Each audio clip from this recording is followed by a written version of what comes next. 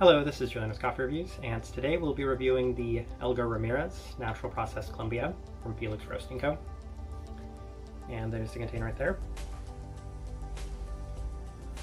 Alright, so I had featured a washed Panama review of Felix Roasting Co. on this channel a couple days ago, so check out that video if you haven't already, because it does discuss the coffee roaster a little bit more in depth.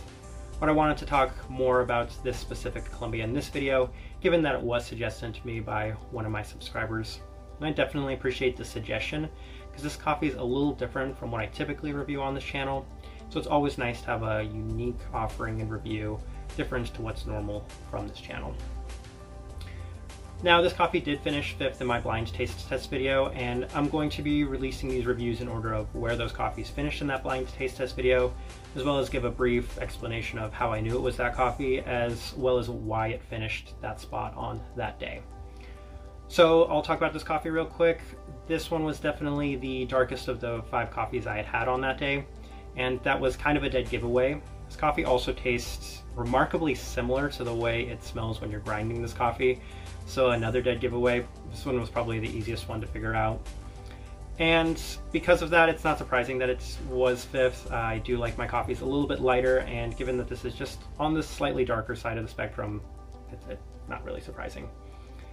But let me go ahead and give you the details of this coffee. So I didn't end up with a recipe that I thought was spectacular or great. I kind of settled on a 16.67 to 1 at about 198 to 200 degrees Fahrenheit. And the roast profile on this coffee is, we'll call it a American medium, but we'll call it on the darker side of an American medium. I'm not willing to put it between a medium dark or on a dark category. It's just on the darker side of a American medium for me. All right, but let's go ahead and talk about this coffee. This coffee is on day 21 now.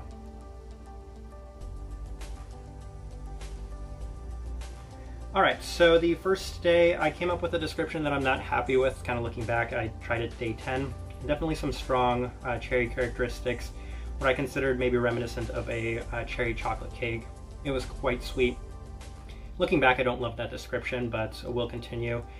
Day 12, I started experimenting with it almost immediately. Brewed through the automatic coffee maker, balanced out the coffee a little bit, but it came with a very strong cherry liqueur characteristic. And that kind of liqueur alcoholic characteristic of this coffee was prominent throughout. That's the most notable thing, right up there with the cherry I was tasting throughout. Day 15, brewed with a cone filter. Again, strong cherry liqueur with a slight bit of roastiness, and it was at that point I decided probably best to just keep putting it through the Chemex. And it hit me on day 17 exactly what this coffee tasted like. And to me, it tastes like a cherry chocolate cordial candy.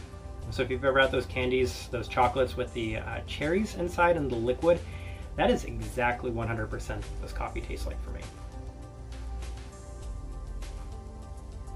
The liqueur taste was very prominent on day 17, as well as day 19 when I was messing around with the temperature and the coffee ratios.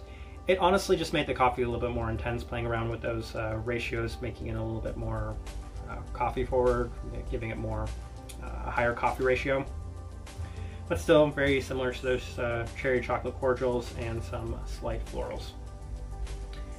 Let me go ahead and put up the tasting wheel right now so you can see what I was getting as well. And then of course the thing that will jump out is the berry fruit, because this is a super cherry forward coffee. It was presented to me as a really cherry and really rose coffee. And while I got some of those florals, it wasn't as prominent as that cherry was. The things that were prominent, that's cherry again, that kind of liqueur taste, as well as what was a chocolate for me. Which is interesting because they don't really feature chocolate as a flavor note on their profile. They have vermouth, cherry, molasses, and rose. And vermouth, of course, being a fermented wine that I'm not overly familiar with, but definitely alcohol taste in this. Other things high, it was pretty sweet, had a pretty lasting finish. I still put the chocolate high. It had a little bit of smokiness. On this day, it kind of tastes a little more like a cherry cereal, but it definitely is still that cherry chocolate cordial.